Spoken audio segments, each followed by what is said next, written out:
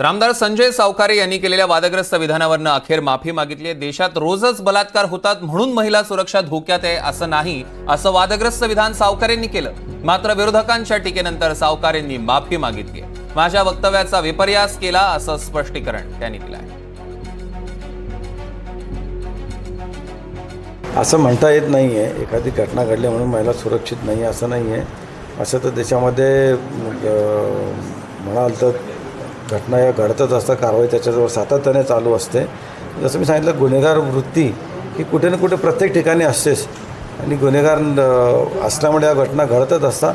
त्याच्यावर कारवाई करण्याचं काम मात्र शासनाने कायम करतच असतं। बलात्कार घडतच असता असं मी काही बोललो नाही आहे। सगळ्यात आधी तर कोणाचं मन दुखावलं असेल तर मी माफी मागतो। माझा बोलण्याचा कुठलाही तसा उद्देश नव्हता। सन्माननीय पत्रकाराने जे दाखवलं त्याच्या आधी एक त्यांनी मला सांगितलं होतं की मला बोलले की तुमचं सरकार आल्यापासून महाराष्ट्रामध्ये महिलांवर अत्याचार वाढले आहे म्हणून मी ते बोललो। त्याचा विपर्यास केला गेला, तरी माझ्या वाक्याने जर कोणाची मनं दुखावली असतील तर मी माफी मागतो। माझा असा कुठलाही उद्देश नव्हता। इनफॅक्ट महाराष्ट्रामध्ये उलटं जे सरकार आहे अतिशय सेन्सिटिव्ह आहे। अशा घटनांमध्ये तातडीने लक्ष घालून तातडीने कारवाई होते।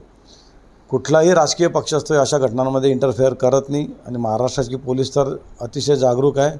उलट कुठलाही पॉलिटिकल इंटरफरन्स अशा घटनेमध्ये महाराष्ट्र पोलीस हे होऊ देत नाही। त्याच्यामुळे अशा घटनांचाही निषेधच केला पाहिजे, पण त्याच्या गोष्टीचा सगळा विरोधाभास केला गेला म्हणून त्या दृष्टीने मी सगळ्यांचीच माफी मागतो की असं काही कोणी गैरसमज करून घेऊ नये।